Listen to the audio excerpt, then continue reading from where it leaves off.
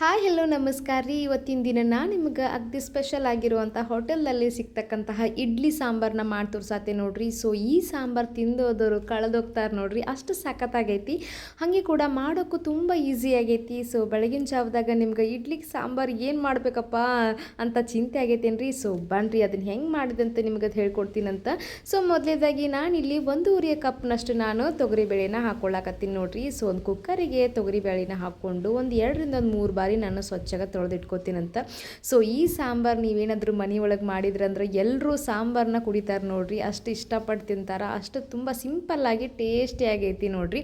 So ಇದಕ್ಕೆ 1.5 ಗ್ಲಾಸ್ನಷ್ಟು ನಾನು ನೀರನ್ನು ಹಾಕ್ಕೊಂಡಿನಿ. ಹಾಗೆ ಇದಕ್ಕೆ ಒಂದು ಅರ್ಧ ಚಮಚದಷ್ಟು ಅರಿಶಿನ, ಹಾಗೆ ಒಂದು ಸ್ವಲ್ಪ ಹಿಂಗನ್ನು ಹಾಕ್ಕೊಂಡು ಒಂದು 3 ವಿಸಲ್ನ ಹೊಡೆಸಿಟ್ಕೋತೀನಂತ. ಸೊ ಅದು ತಣ್ಣಗಾಗಲಿ ಈ ಕಡೆ ಮಸಾಲೆಗೆ ರೆಡಿ ಮಾಡ್ಕೊಳ್ಳೋಣ ಅಂತ. ಸೊ ಒಂದು ಇದಕ್ಕೆ ನಾನು ಜಾರಿಗೆ ನಾನು ಒಂದು 2 ಟೊಮೆಟೊನ ಕಟ್ ಮಾಡಿ ಹಾಕ್ಕೊಳ್ಳಾಕತ್ತೀನಿ ನೋಡ್ರಿ. ಹಾಗೆ ಇದಕ್ಕೆ ಒಂದು 2 ಚಮಚದಷ್ಟು ಧನಿಯಾ, 1 ಚಮಚದಷ್ಟು ಜೀರಿಗೆ, 1 ಗಡ್ಡೆ ಬೆಳ್ಳುಳ್ಳಿ, ಖಾರಕ್ಕೆ ಒಂದು 4ರಿಂದ 5 ಒಣಮೆಣಸಿನ್ಕಾಯಿನ ಹಾಕ್ಕೊಳ್ಳಾಕತ್ತೀನಿ. ಸೊ ಇದಿಷ್ಟು ಹಾಕ್ಕೊಂಡ್ಬಿಟ್ಟು ನಾವು ಸಣ್ಣಗೆ ರುಬ್ಕೊಂಡ್ಬಿಡೋಣ ಅಂತ ನೋಡ್ರಿ. ಸೊ ಈಗ ಒಗ್ಗರಣೆಗೆ ನಾನು ಒಂದು 4ರಿಂದ 5 ಚಮಚದಷ್ಟು ಎಣ್ಣೆನ ಹಾಕ್ಕೊಂಡಿದ್ದೀನಿ. ಅದಕ್ಕೆ 1 ಚಮಚದಷ್ಟು ಸಾಸಿವೆ, ಹಂಗೆ ಜೀರಿಗೆ ಹಾಕ್ಕೊಂಡು ಇದೆರಡನ್ನೂ ಚಟಾಪಟ ಅಂತ ಸಿಡಿತಾ ಇರ್ಬೇಕು ನೋಡ್ರಿ.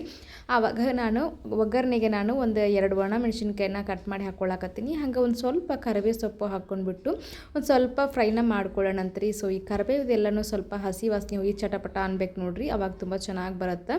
ಇವಾಗ ನಾನು ಇದಕ್ಕೆ ಒಂದು ಉಳ್ಳಾಗಡ್ಡಿನ, ದೊಡ್ಡ ಸೈಜಿಂದ ಉಳ್ಳಾಗಡ್ಡಿನ ಈ ರೀತಿ ದೊಡ್ಡ ದೊಡ್ಡ ದಪ್ಪಾಗಿ ಕಟ್ ಮಾಡಿ ಇಟ್ಕೊಂಡಿದ್ದೀನಿ. ಸೊ ಇದನ್ನು ಹಾಕ್ಕೊಳ್ಳಾಕತ್ತೀನಿ. ಹಾಕ್ಕೊಂಡ್ಬಿಟ್ಟು ಉಳ್ಳಾಗಡ್ಡಿ ಸ್ವಲ್ಪ ಕಲರ್ ಚೇಂಜ್ ಆಗ್ತಾ ಇರಲಿ ನೋಡ್ರಿ. ಇವಾಗ ನಾವು ಏನು ರುಬ್ಬಿ ಇಟ್ಕೊಂಡಿದ್ದೀವಿ ನೋಡ್ರಿ ಮಸಾಲೆನ, ಅದನ್ನ ಇದ್ರೊಳಗಡೆ ಹಾಕ್ಕೊಳ್ಳಾಕತ್ತೀನಿ.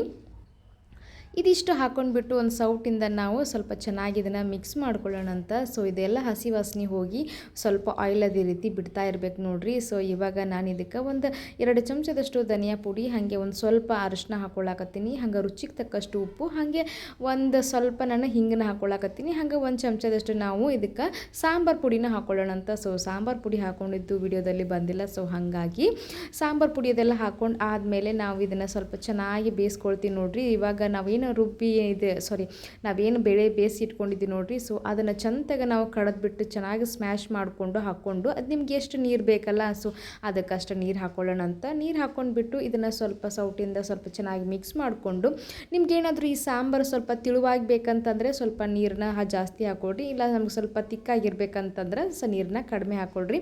ಇದಕ್ಕೆ 1 ಚಮಚದಷ್ಟು ನಾನು ಸ್ವಲ್ಪ ಬೆಲ್ಲನ ಹಾಕ್ಕೊಂಡಿದ್ದೀನಿ. ಸೊ ಇವಾಗ ಬೆಲ್ಲ ಅದೆಲ್ಲ ಹಾಕ್ಕೊಂಡು ಆದಮೇಲೆ ಚೆನ್ನಾಗಿ ಈ ಸಾಂಬಾರು ಒಂದು ಕುದಿಬೇಕು ನೋಡ್ರಿ. ಆವಾಗ ನಾವು ಇದಕ್ಕೆ ಸ್ವಲ್ಪ ಕೊತ್ತಂಬರಿ ಸೊಪ್ಪನ್ನು ಹಾಕ್ಕೊಳ್ತೀನಿ ಅಂತ ಕಟ್ ಮಾಡಿದ್ದು. ಇವಾಗ ಕೊತ್ತಂಬರಿ ಸೊಪ್ಪು ಹಾಕ್ಕೊಂಡ್ಬಿಟ್ಟು ಒಂದು 2 ನಿಮಿಷ ನೀವು ಚೆನ್ನಾಗಿ ಕುದಿಸ್ಕೊಂಡ್ಬಿಟ್ರಿ ಅಂತಂದ್ರೆ ನಿಮ್ಗೆ ಇಡ್ಲಿ ಸಾಂಬಾರು ರೆಡಿ ಆಗತ್ತೆ ನೋಡ್ರಿ. ಸೊ ಸೂಪರ್ ಟೇಸ್ಟಿ ಆದಂತಹ ಹೋಟೆಲ್ಗಳಲ್ಲಿ ಸಿಗ್ತಕ್ಕಂತಹ ಇಡ್ಲಿ ಸಾಂಬಾರು ಟೇಸ್ಟ್ ಹೆಂಗಿರತ್ತಲ್ಲ, ಸೊ ಅದೇ ರೀತಿ ನೀವು ಮನ್ಯಾಗ ಮಾಡಿ ನೋಡ್ರಿ. ಸೊ ತುಂಬ ಅಂದರೆ ತುಂಬ ಚೆನ್ನಾಗಿ ಬಂದೈತಿ ನೋಡ್ರಿ. ಸಾಂಬಾರು ರೆಡಿ ಆಗಿಬಿಡುತ್ತೆ. ಒಂದು 5 ನಿಮಿಷದಲ್ಲಿ ಸಾಂಬಾರು ರೆಡಿ ಆಗುತ್ತೆ. ತುಂಬ ಸಿಂಪಲ್ಲಾಗಿ ಮಾಡ್ಕೋಬೋದು, ಹಾಗೆ ಕೂಡ ಇನ್ಸ್ಟೆಂಟಾಗಿ ಕೂಡ ಮಾಡ್ಕೋಬೋದು ನೋಡ್ರಿ. ಅಂದರೆ ಬೇಗ ದಿಢೀರ್ನ ಆಗುತ್ತೆ. ಸೊ ನೋಡಿದ್ರಲ್ಲ, ಇವತ್ತಿನ ನಾನು ನಿಮ್ಗೆ ಇಡ್ಲಿ ಸಾಂಬಾರನ್ನ ಮಾಡಿ ತೋರಿಸಿದ್ದೀನಿ. ಫೈನಲಿ ರೆಡಿ ಆಗೈತಿ. ಸೊ ಇವಾಗ ನಾನು ಇಡ್ಲಿ ಜೊತೆಗೆ ಸರ್ವ್ ಮಾಡ್ಕೊತೀನಂತ. ಈ ಇಡ್ಲಿ ಜೊತೆಗೆ ಸ್ವಲ್ಪ ಮ್ಯಾಲ್ಗಡೆ ಚಟ್ನಿ ಹಂಗೆ ಸಾಂಬಾರು ಹಾಕ್ಕೊಂಡು ತಿಂತಾ ಇದ್ರೆ ಸೊ ಸಾಂಬಾರನ್ನೇ ಕುಡಿತಾರೆ ನೋಡ್ರಿ, ಅಷ್ಟು ಚೆನ್ನಾಗೈತಿ.